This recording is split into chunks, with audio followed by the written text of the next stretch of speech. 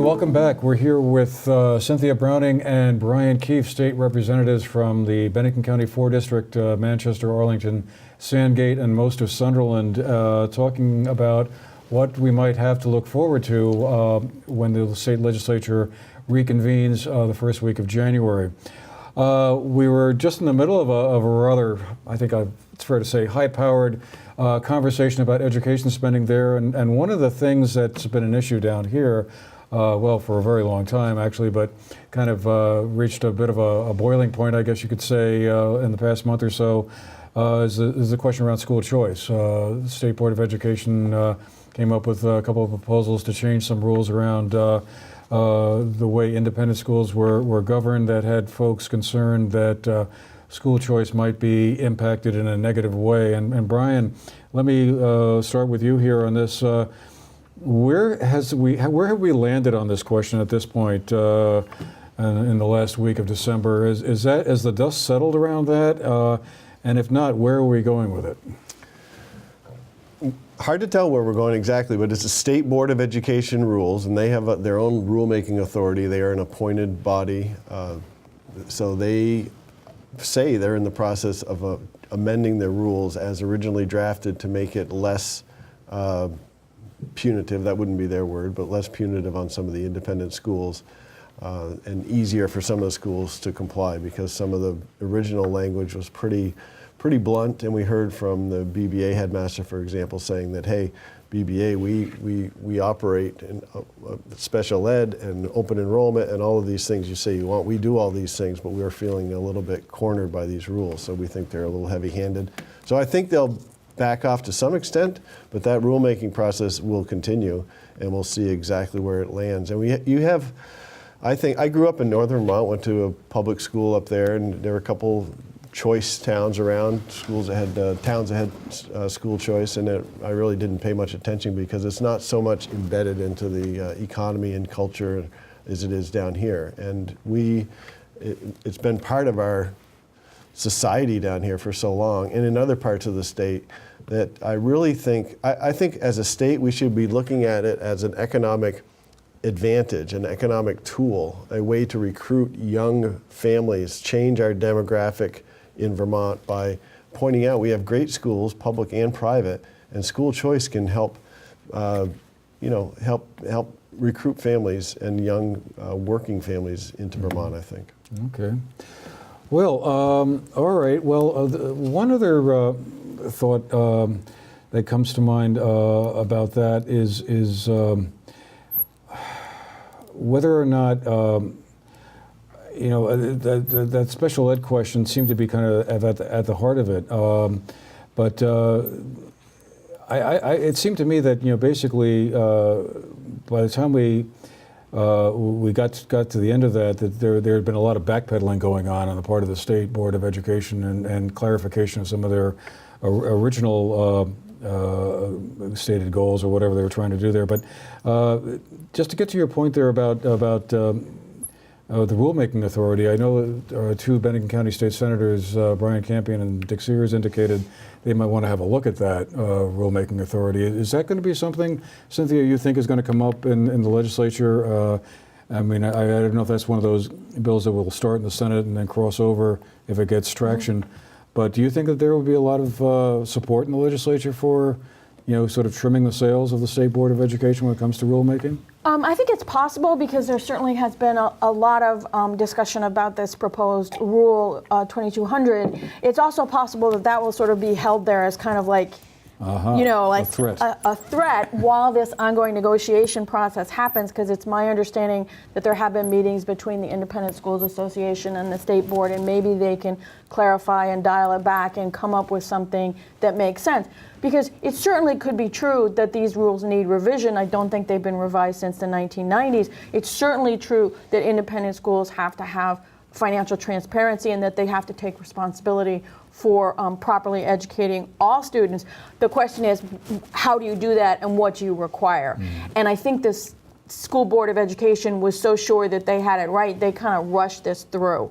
And I think that if they are able to back it up and come up with something that makes sense to all parties, all stakeholders, it's possible that the other question might not arise. Now, I personally feel that too much power was given to the State Board of Education over approving the mergers for Act 46, because remember, if you don't merge properly under Act 46, the State Board of Education, an unelected, appointed state board, can put you somewhere and can dissolve your elected school board. That's wrong. So I'm interested in looking at this question of, do they have the right kind of oversight? Do they have the right kind of power?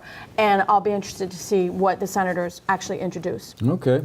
Well, to be continued for sure. Now, Cynthia, before we went on the air, you told me an interesting story about an orientation session you folks attended up in Montpelier towards the end of November there, and one of the state's economists showed a chart of the various counties of the state and who was doing well and who wasn't, and basically not much has changed, I guess, was the outcome. I mean, can you tell us a little bit about what that presentation said or indicated, and particularly as it affects our end of the state here in southern Vermont? I mean, within the past couple of years, we've seen a couple of studies showing that the southern Vermont economy was kind of lagging behind other parts of the state, that things we hadn't recovered quite as rapidly from the recession of 2008-09 as other areas. So I guess bundling those two things together, where do you see the legislature going, if anywhere, if at all, on trying to do something that would help us folks out down here in the southern end of the state? Well, let me start with the last part of your question, which is that, to my mind, the most reliable and effective economic development policies are policies that help all Vermonters everywhere. In other words, property tax reform, fundamental budget reform, investments in transportation and telecommunications infrastructure, which we're still lacking down here. All of those basic kinds of things, reform of some of the independent contractor rules, things that support small business, all small businesses, so that you have those kinds of policy actions and those kinds of investments that create conditions for everyone that foster economic growth. And then you can have certain targeted things like water and sewer infrastructure where you actually have state money coming in, or the transportation. But you need to do those kinds of basic things, and then the private sector will do the economic development. That's what we want. The problem that we've had, in my opinion, with economic development policy is that it's been too heavily dependent on, let's give a little tax credit here, let's give actual state money over here, let's do this. Property tax, education property tax dollars have been going to subsidize development in Burlington, when last I heard, they're not lagging, okay? We tried to have this huge EB5 project to help the Northeast Kingdom. Some of the things have worked, but overall, there's big problems, scandal, corruption, all kinds of problems.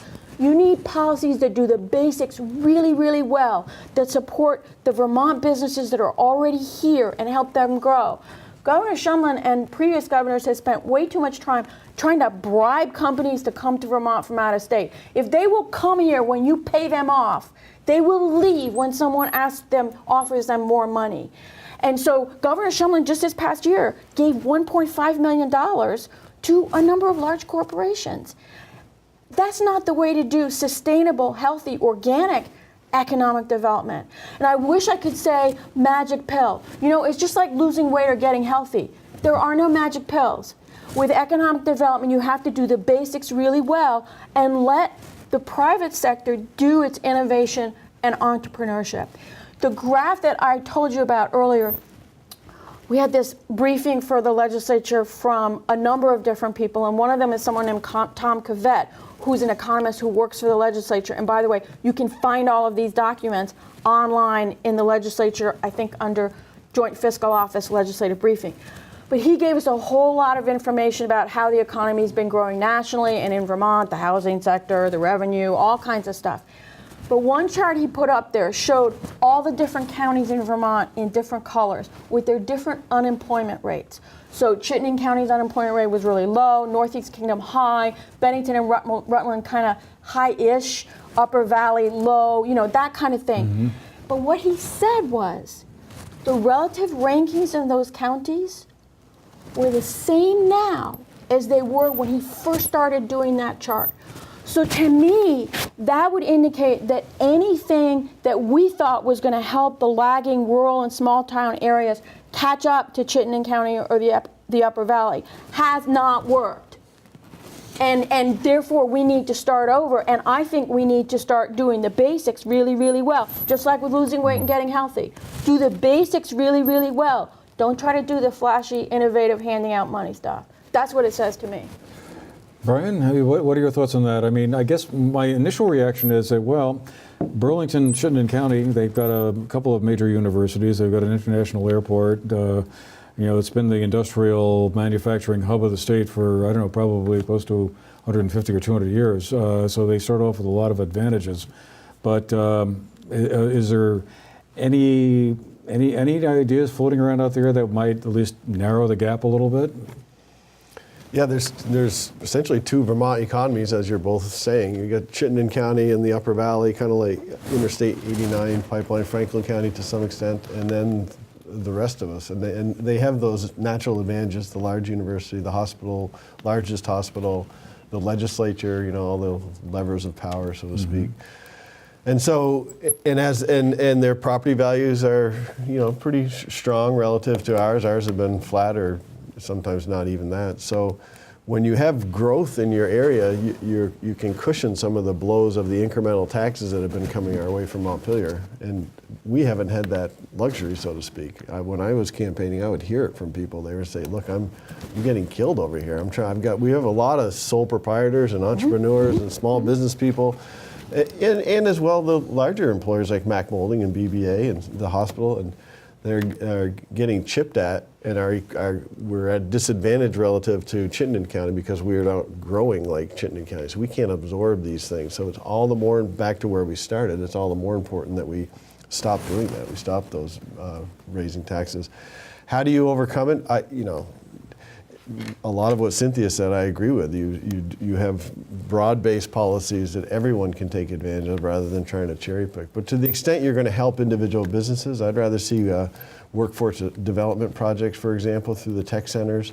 You have a company that needs some help or that wants to come here, instead of handing them a check, you say, well, what do you need for workers here? Maybe we can develop a program together. Maybe we can use some state dollars to train Vermonters and try to put them into your plant, or if that doesn't work out, they're trained for somewhere else. But we have these, and we do a lot of that already, but I think those types of things is where we should put more focus on growing the human infrastructure in Vermont, the human capital. I wonder, do you think there's any impetus on the part of the state legislature to do something about the housing question? Because that always seems to be part of the whole business about workforce development, is that it costs so much money to buy a house that most people can't afford, that we seem to get stuck at that point. I mean, other than sort of giving money away, I'm not sure how you would do it, or subsidizing the construction of new, low-cost workforce housing.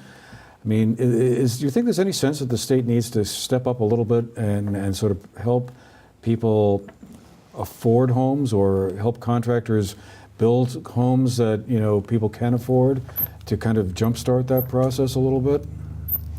I think the state, Cynthia probably knows these better, but the state does a lot now, or at least is spending a lot of money. In November, there was an affordable housing conference in Burlington that I attended, a day-long conference, and there were armies of people that work in this field, and the Vermont Housing Finance agencies, and so there's a lot of effort that goes on. The bulk of the people I saw there are from Chittenden County, and I don't know exactly, and a lot of the stuff I'm familiar with. I mean, down in Arlington, there's been a couple affordable housing projects, and in Manchester, there's been a couple. I don't know how effective that money is being spent. But I think what we do need to do is look at our local regulations. In Manchester, the town is looking at changing some of the density requirements to encourage, existing properties maybe to go into the affordable housing business, so to speak. And maybe at the state level, we need to look at some of our rules, because Vermont's an expensive place to build. And so I'd be interested in seeing if there's ways we can change some of the development rules to encourage affordable housing projects. And I would point out that someone can buy a house in Arlington. If someone from Chittenden County moves down to Arlington, they're going to be like, "Oh my God, this is affordable." I mean, it's like Chittenden County is suffering from some of the negative side effects of all of that growth, which is that everybody wants to be there, so the housing prices have gone up. That's actually a good thing, and I'm not disputing the fact that they have a problem. I just think that, again, if you could spread out the economic growth, then you would have vacant housing in downtowns in the Northeast Kingdom or in Rutland County or Bennington County being revived because people want to be there and there is affordable structures there. Now, I know that I'm not claiming that everything in our area is affordable. It isn't, but there's more affordable stuff than in The other thing that I think is that we need to, again, look at some of the aspects of our tax code, because we have certain things in our tax code that try to support people to own homes, and we should have those things. But we also are using some of them to subsidize. If you can get a tax credit if you buy a vacation home, you can get a mortgage interest deduction. I'm sorry. I don't see how that helps with home ownership. That's not, when you do that, you're giving away tax dollars. So again, you need to be sure, are you getting bang for the buck? Would we support a program in the budget that subsidized people to buy vacation homes when we have people that don't have their first home? So I think we need to look at some of those things and how some of the credits, how the different programs are working. Are all those different programs contradicting each other or duplicating each other? Can we streamline it? Can we just focus on things like, I think we actually have had a first-time home buyer credit. Mm-hmm. Let's focus on that, because that's the hardest thing is getting that first one. So maybe we need to target it on certain things. But you're absolutely correct that either you have to build more homes, privately or publicly, or you have to put more money in the pockets of people that can't afford it. That's all you got there. And what I'm saying is, I think there's a lot of money floating in the budget and the tax code that's supposed to be helping with this, and I don't think we're getting our money's worth, and we need to look at that. Moving on to another thing that 3 years ago, I think it was, Governor Shulman made a centerpiece of his State of the State address at the time, the opioid question. I mean, there's been a lot of discussion about that since that speech in 2013, and a lot of discussion around that question. And while I'm sure we can all agree that the state is a big problem, as do many other states, we're hardly alone in any of this. And I'm sure we can all agree that it'd be great to have more treatment facilities available for folks who are trying to, break out of that. I guess I just wondered, are there any new ideas that are starting to percolate up around how do we deal with this, either from the treatment angle or the law enforcement angle, or beyond the obvious solution of we need to put more money somewhere into the situation to kind of help those folks who are trying to help themselves. Again, 3 or 4 years on, are we making progress, or are we kind of stuck in neutral around this? I think the question that comes to mind when you ask that is, have we peaked? Because a lot of crises that come through in my lifetime, you sort of see a peak at some point maybe, and I don't know whether we've seen that, especially when you see some of the terrible stories of families being torn apart and young people dying. I mean. And a lot of it is, and sometimes with drugs that are laced, and knowingly so. And I think enforcement on situations like that, I think, needs to be pretty blunt, quite frankly. When you have knowingly sell drugs that are laced to someone, I think that puts you in a special category. But that's a small part of the problem. I just know that does happen. I think that on the prescription side, that's been a problem, and I think some of the medical community is getting better programs, better accountabilities. I hope the pharmaceutical companies are also contributing to, getting better control of how these drugs are dispensed quasi-legally. And as far as the black market, I don't know. I don't have the answer. I know I talked to Chief Mike Hall in Manchester about it, and Erica Barthage, the DA, and some of the folks down at the hospital. And I think a lot of people have ideas. They're trying to work together, communicating better. And I think it's coming more out of the shadows too. I think people are seeing that they know people that are affected by this, and it's it's our neighbors, it's our friends, our family. Yeah, a wide range of folks, and again, we're hardly alone in that. But I wanted to say that I think that one of the things that is important to note is that way more people are in treatment now than were before. So we've expanded treatment facilities and more people are getting the drug treatment, because that's the key thing. If you don't help people to heal, to get better from this illness, it's just going to keep going on and on and on.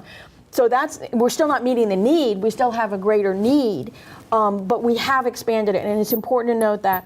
I would like to see a better way of helping people with this while they're under the custody of Department of Corrections, either in the facilities or on probation. And this is very difficult because prison is not a therapeutic community. It is not a situation where it's easy to trust and do the kind of personal work that you need to do that. Also, you could be clean while you're in prison, and when you get back out and with your old buddies, you fall back. Yeah. So it's very, very difficult, but I have heard that there may be some drugs that could prevent opiates from working. In other words, block the effects of opiates. So if people could take those, they couldn't get high. And so that might be an initial tool, and I don't know if it's being used or if it's really true that it would work.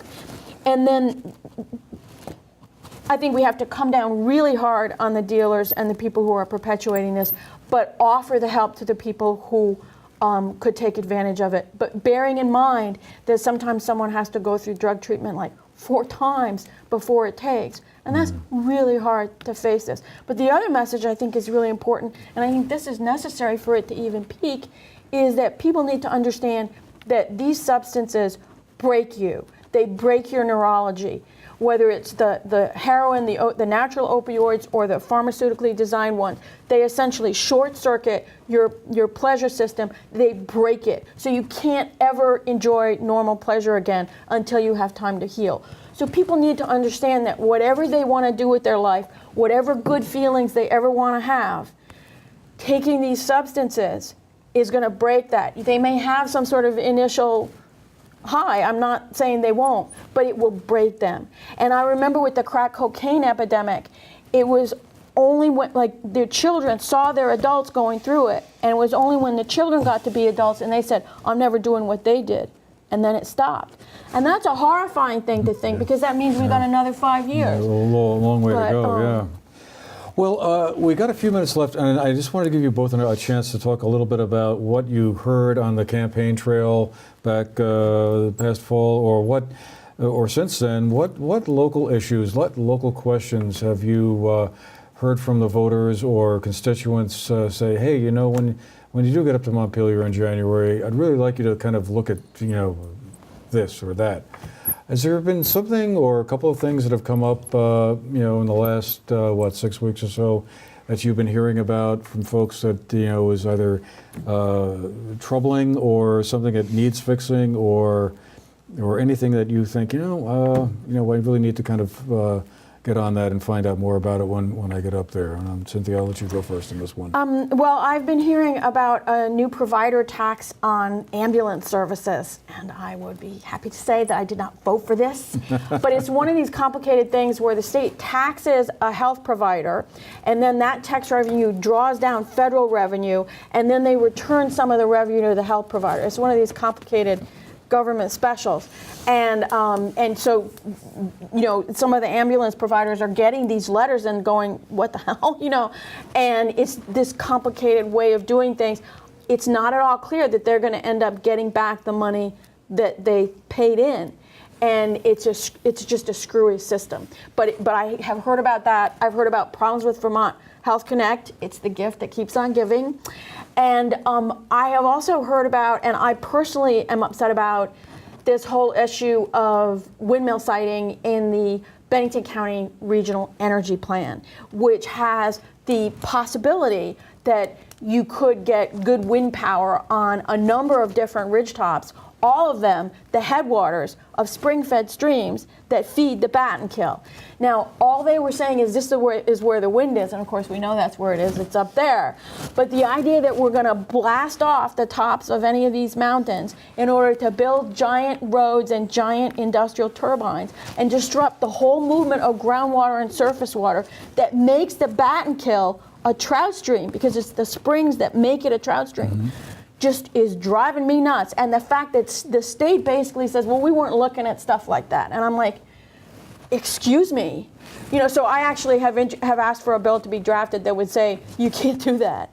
And I'm all in favor of renewable energy, but it has to be sited appropriate and industrial facilities. Arlington, you can't build anything above 1,200 feet. But because of the way this is regulated, the state could put industrial windmills up there. That's wrong. Okay. Brian, what have you been hearing since you joined the club? The fee on the ambulance providers, I heard from a friend in Arlington who got that letter, and she said, "What? It came out of the blue." I was not aware of that during the campaign, but it strikes me that that's often what happens in Montpelier. They get to the end of the session and they're short looking for money under the couch cushions, you know. And if you're not in the room, you got to watch out. So, or even if you are, for that matter. The other issue that's kind of a thorn in some people's side is this new motor vehicle inspection program. I heard about that just at the very end of the campaign and checked with a guy I work with a lot, and he said, yeah, we've got it's a whole new computerized system. And I called the Commissioner of Motor Vehicles a week or so ago to get the background of it, and it's something that had been percolated for 12 years. It started at EPA and went through the Agency of Natural Resources before it landed at motor vehicles, and they did the rulemaking. And yeah, the way we inspect vehicles is going to change. It's going to get a lot more modern, which not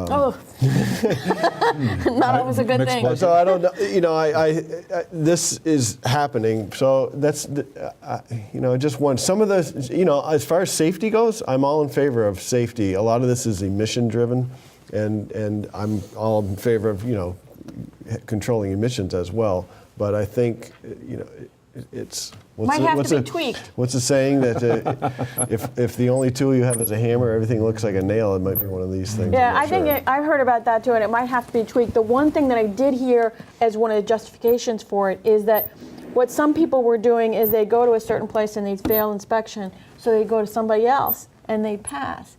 And so the idea was, you don't want people to be able to shop around for someone who's loose about. That was the justification I heard. So you want to have a computerized system so that you can tell if somebody failed in that place, they can't.